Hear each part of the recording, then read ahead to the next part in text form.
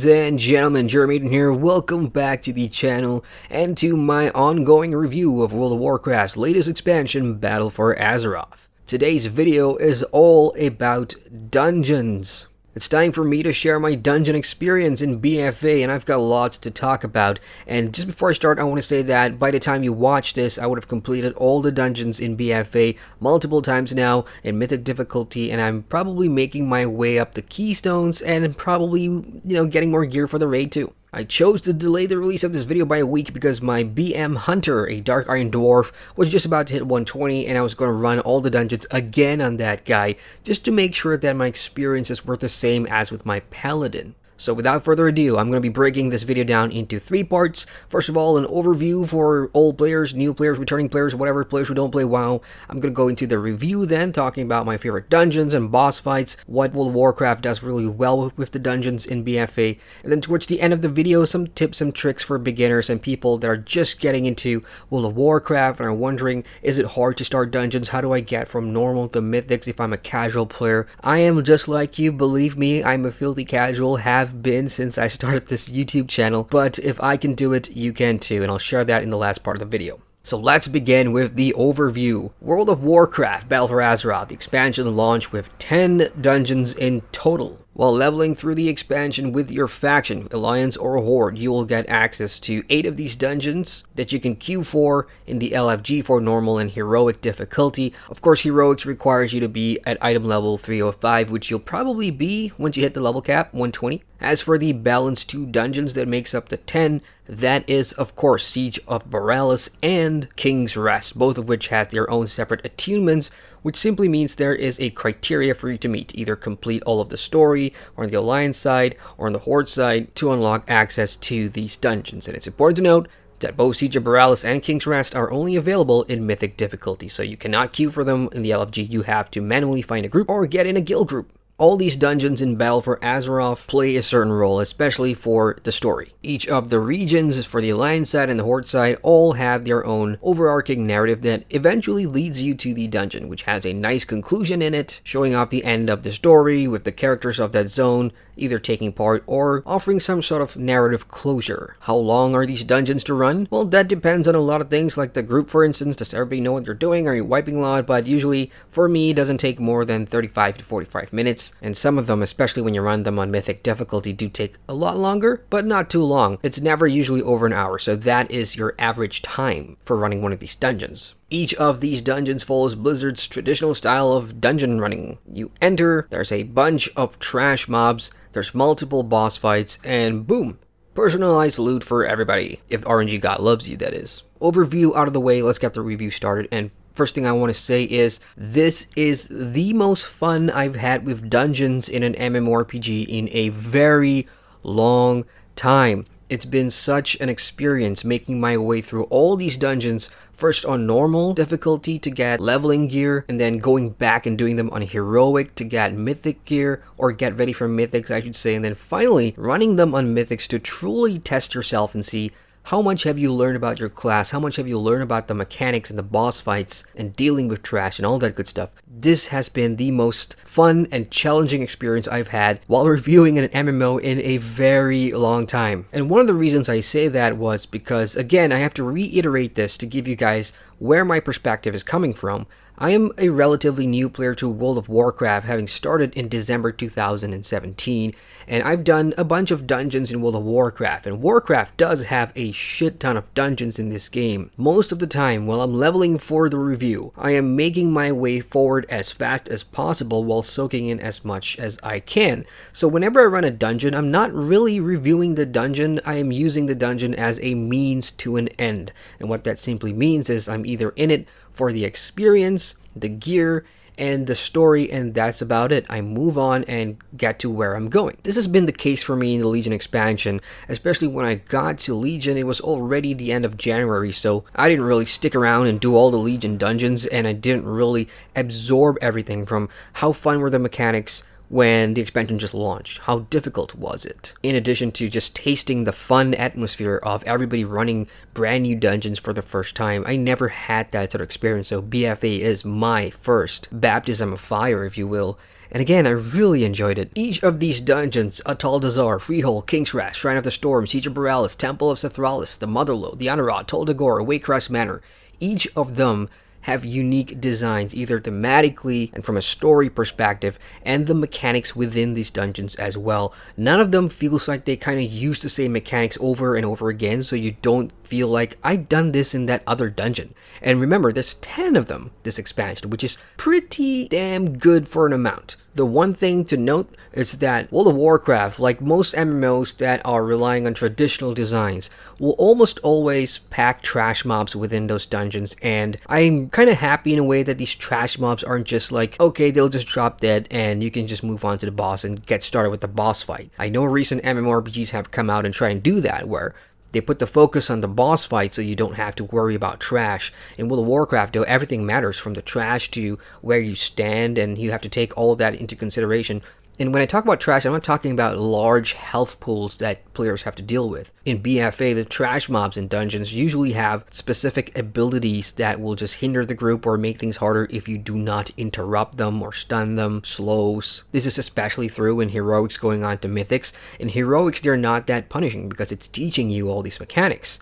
Stop that guy from casting this. Stop that guardian from coming to you and taking that orb away. You know, just stuff like that that you have to pick up really quickly if you want to be the guy in the group that's really handy when it comes to situations where an interrupt is really important. Trash aside, we go on to all these boss fights. And I do like the bosses. When you come across some of them, especially like in the Waycrest Manor, you know, you got this fat, ugly looking thing that just reminds me of a Diablo 3 enemy for some reason, and it just aesthetically is pleasing. The boss fight mechanics themselves are pretty fun and interesting in ways. Again, it comes down to difficulty level, and on normal, I kind of get the feeling like, you know, a lot of it's just tank and spank, helping people get to the end. Heroic onwards going on to Mythic, it's really about mechanics. And then we move on to the story element for these dungeons, and this is where BFA scores a lot of cookie points for me, because story is important. I don't care about what you say about story in MMOs. Story is really, really a big factor of my enjoyment for MMOs. You may feel differently, and that's totally fine.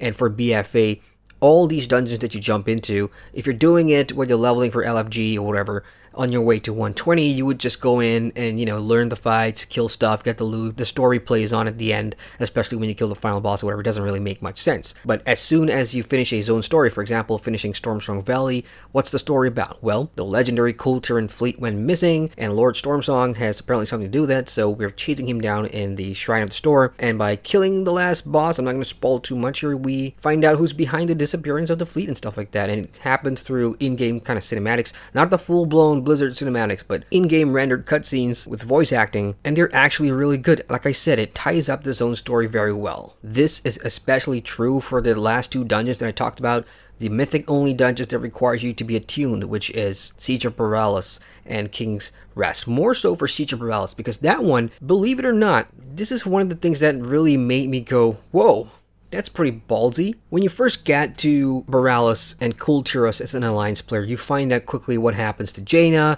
when she gets reunited with her mother, and to actually see the culmination of that plotline and what happens afterwards, you as a player, if you really want to know, you have to go into a mythic dungeon, complete that, and then you get to watch that cutscene tying up that Jaina story. When I first heard about that, I was like, whoa, that's interesting, because at this point in the expansion, I have never run a mythic dungeon on level or when the expansion was current, so I always thought that this is like the higher difficulty content that a lot of maybe casual players or players that are just playing for the story and not necessarily pushing harder difficulty dungeons would necessarily do just to get story. But by gating a crucial part of the narrative behind a mythic dungeon, I really thought that, wow, is this going to alienate a lot of players? Turns out, you know, it's just a natural thing that I think Blizzard does. People run this stuff for the story. And having put the work in to get Siege of Borealis done when I had only 320 or 325 item level at the time was a real challenge, but it did feel rewarding.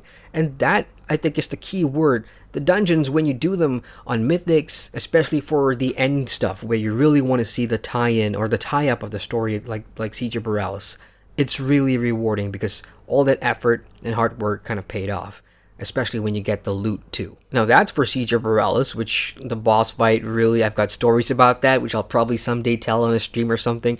Now moving on to King's Rest, that's a little different. King's Rest, at least for me, Alliance player, I haven't got that far in the Horde side yet, but as an Alliance player, to unlock the King's Rest dungeon, you had to complete your war campaign for the 7th Legion all the way up to the second last chapter. So that's your attunement. And there wasn't a story there for me, which was kind of weird because Siege of Borealis, was packed full with story, but King's Rest didn't offer me any sort of narrative. So I'm not sure if King's Rest is the Horde version of the Siege of Borealis dungeon where their culmination story takes place in that dungeon. I do not know. So that's kind of why I'm leveling up my Horde DK as we speak. Overall, though, to reiterate, I think the dungeons are fantastic and I would run them any chance I get, especially if there's incentive. Now that I'm really geared, there isn't that drive right now for me to be like, okay, I'm gonna go and run and get as much as I can. At this point, I've already finished the achievement, which is, I think, Battle for Azeroth Dungeoneer or something like that, where you complete everything and you've done all of it in Mythics. So I have gotten to a point where I'm like, yeah, maybe I can take it easy now and just focus on getting some of the new stuff. Because like I said, if you're watching this now, I think the raids are already out, in addition to Warfronts and the Arathi area where 370 gear may drop. So by now I could be further ahead, which is why I kind of stopped running Mythics. And I'm also waiting for that Mythic Key Plus stuff to come out so I can actually give that a shot, having never done it before. But right now, for players just coming to the expansion, I have a lot of good things to say about the dungeons. All these 10 dungeons you're doing, leveling up or going for heroics or going for mythics, they are really fun. So let's get into my favorite dungeons in BFA and my least favorite dungeons, I suppose. I'll start with my top few dungeons, really. My favorite so far, and I would do this a lot, is Tol Dagor in Tirigard Sound. Tol Dagor takes place in this prison. This is where you get sent to, I think, at the very start of the expansion as an Alliance player, and then of course Flynn and Telia break you out. So you go back to Tol Dagor simply because it's also tied to the story. I'm not going to spoil that for you. But this dungeon is just fantastic because of the final boss fight and just the way it feels. It's a dungeon. It really is a dungeon. It's a prison. So it's a dungeon crawl. You make your way from the sewer, going up all the way, through the jail cells, and finally to the top, and you kill the boss. What makes Tol Dagor fun for me is because it has a combination of all the mechanics that I enjoy as a player, and once you get the hang of it, it really becomes second nature to you. Like this one is something that you won't sweat over, even on Mythic difficulty. I'm not going to get into every boss fight leading up to the end boss, but the end boss itself is one of my favorites because it's all about movement, but not in the way you would think, more of restricting movement, especially on Mythic difficulty, because every time you move in that boss fight, you make progress on the boss's energy meter or your energy meter, and when you hit the cap for that, when you fill out that bar, you get stunned, which simply means that you cannot get out of the way of the cannon firing and stuff like that, so you're literally going to get yourself killed. So the entire boss fight is all about not moving as much as possible, trying to do as much DPS as you can, and staying away from other players whenever you get shit put on you, really. And that was one of the fun fights for me. I really enjoyed Tol Dagor. One of my favorites for sure. Up next, Waycrest Manor. I think I said this on stream as well the first time I did it. Waycrest Manor, again, related to Drustvar. And Drustvar is one of my favorite zones of line side simply because of, thematically, it just clicks all the right buttons for me. It's got that Lovecraftian feel about it, horror themed, witches, possessed animals, all these kind of good stuff that, I'm just a lover of that stuff. And the dungeon really is no different, and the story too, because as I said, you meet Lucille Waycrest early on, then you see her character arc grow and what happened to a lover, what happened to her parents, where are they. All this takes place in the Waycrest Manor, and aesthetics aside, the mechanics are pretty fun. As for dungeons, I like the least. Now you may be wondering, where are all the Horde side dungeons? Where are all the Zondalar dungeons? Doesn't mean that I dislike them all. In fact, I love the Horde side dungeon. King's Rest is great. Atal Dazar, aesthetically brilliant in addition to some of these fights and mechanics in there. I just love being in the Horde zones because of how different they feel to any area of an MMO that I've ever played. Fortunately, the dungeon that I least like is Temple of Sethralis. Those of you that have played with me in this expansion, you know exactly why I cannot stand Temple of Sethralis. Look, the theme itself is great. You got all these new Sethralis, or Sethrak, I should say, in there. All these snake people that you gotta kill. And some of the fights in here are just ridiculous. Like, ridiculous not in a bad way, but it's just so out there. Like, wow, that was something. The reason this is my least favorite is because, remember what I said about all the dungeons having something unique about them that you won't see in other dungeons, so it's not rehashing old mechanics? This one isn't even a boss fight, it's you going from one boss fight to the next area of trash, and there's just this room full of glowing orbs, like a puzzle thing where you have to cross it, you have to time your run across and, you know, find a gap and run across, and if you get hit by it, you get pushed back to the beginning, and on higher difficulty like Mythics, you'll lose a bunch of health. So if you don't play a class that can heal yourself or have defensive cooldowns or whatever, you may die here. And honest to God, in every run that I've done Temple of Thrallus, I have always suffered at these parts. There's not just one of them, there's two of them. Two of these puzzle moving shit things that you have to get through your dungeon, and I'm just so terrible at it. There were times when I was really happy with my performance in, you know, Thrallus in terms of my DPS output and how well I was managing trash interrupts. And then when it comes to this part, I just become the most useless person in the group. Thankfully, there have been druids that transform into their deer or whatever, where I can ride on their back and they take me across. And other people have, I think the warlock can open up that portal and summon me across to where he is. So there's been lots of ways to mitigate my suffering. And I just want to say thank you to the pugging community for recognizing that I'm terrible at this part. And they've all lent a hand, which is fantastic. But otherwise, yeah, I just dread running this. Every time, you know, I know that, oh, Temple of Thrallus is off my Mythic CD. I'm going to have to run it tonight just for a chance at a gear or whatever. I just dread it because of that puzzle part. But no, in all seriousness, that is just my experience with Thrallus. But the boss fight at the end, though, is really something. See, unlike all the other boss fights in the game so far, with the exception of the Underrot, for example, Temple of Thrallus is one of those where you're not tanking and spanking a final big baddie or whatever. This is more of a system mechanic style fight. So you have a good person, the boss there, the good boss I should say, that you want to have healed at every cycle, and there's going to be ads popping around this boss where you have to kill to make sure that this good boss will heal up in time. So there's a funny story there. When I was doing it, I think the first time, and we got there. I am, of course, playing on my Retribution Paladin, which is his DPS spec Paladin, and I'm killing things with the group and everything. And in between ad cycles for this boss fight, I remembered the instance leader, the tank, telling me, "Hey, Pally, in between killing ads, do you mind helping the healer out?" So this kind of confused me, because again, at the time, this was my first run, and I usually just glimpse and scan the dungeon journal to read the mechanics, but for this one, I didn't really understand it fully. So my response to the tank was, I don't see why we need it. I mean, the group looks topped off health-wise. I think the healer's doing a good job. And there was a pause in chat, and then the healer said, "No, you doofus, heal the boss." And that's when it hit me like, oh, so we can heal the boss too.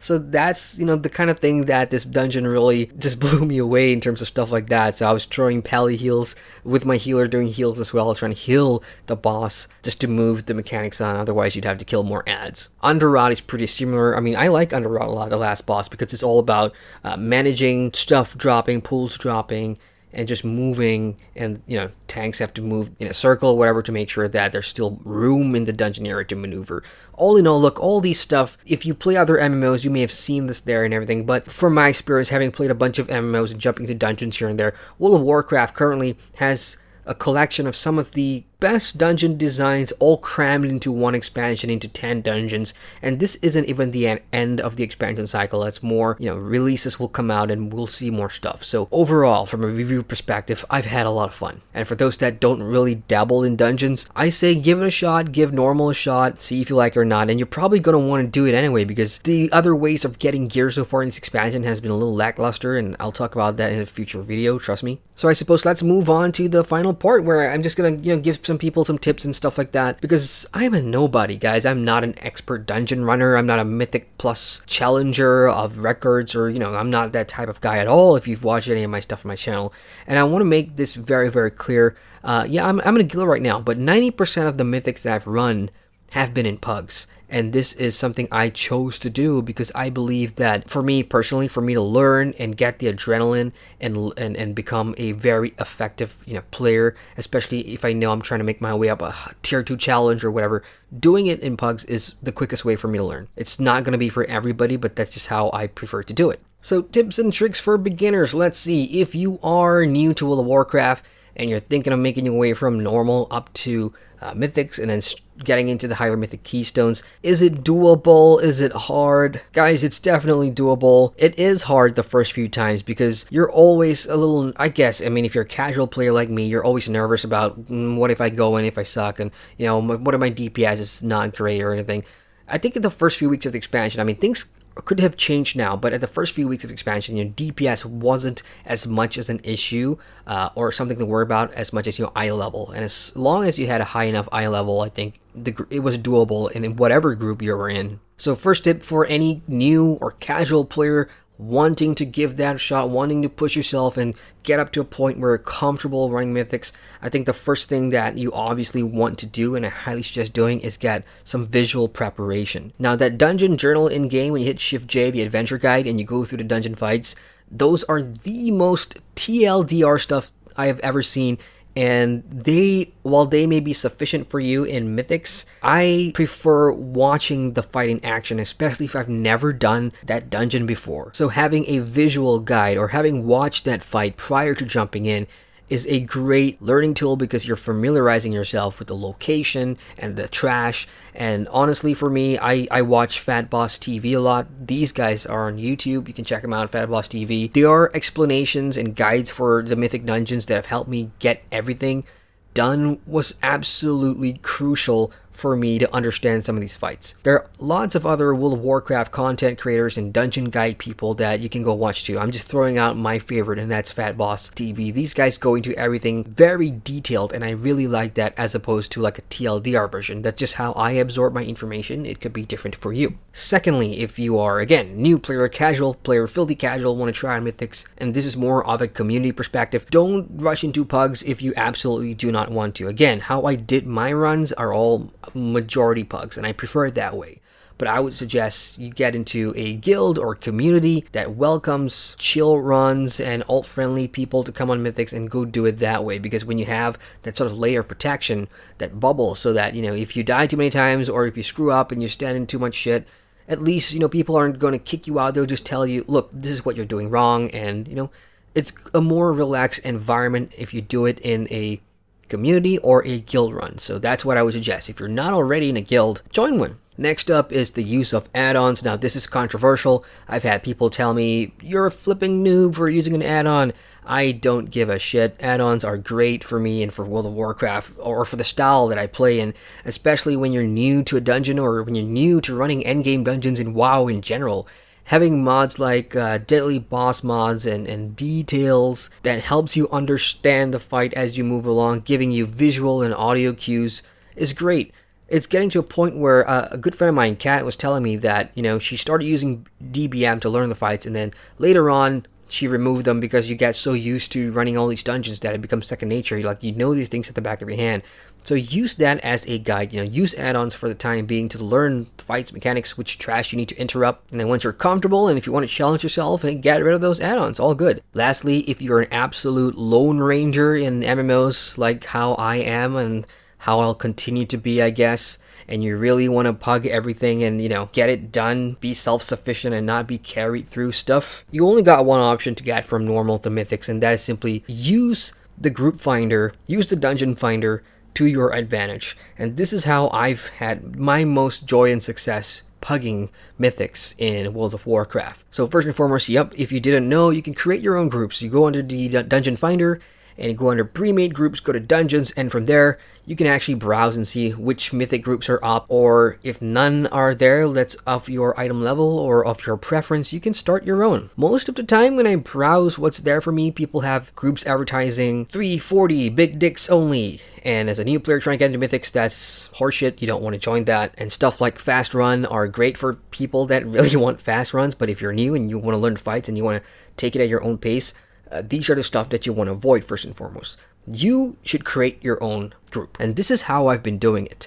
Manipulate the dungeon finder to your advantage. So for example, on my BM Hunter, which is brand new to Mythic running, I've just hit level 325. So what I put in the description is usually 320, chill run, alt friendly. So keywords like that really attracts other players like you in similar mindset that are here for a relaxed run, for a learning curve, don't mind wiping a couple of times and really just want to take it easy, because this is the best way to eliminate all that elitist bullshit that you really don't need in your life, especially in WoW and in dungeon running and pugging, which is what everybody tells me to avoid. I've went ahead and done it anyway, and I've got nothing but good things to say. So my advice: take control of the Dungeon Finder. You are in control. Create your own groups. This is what I've been doing. Again, I'd advertise your group. 330, chillax run or relax run, alt friendly, newbie friendly, come we've got cookies or whatever. Just stuff like that to really attract other people that are of a similar mindset. And then from there, you can just accept the invitations and whatever. You don't have to do this, obviously. You can just join whatever people put up. But again, the best results I've had, and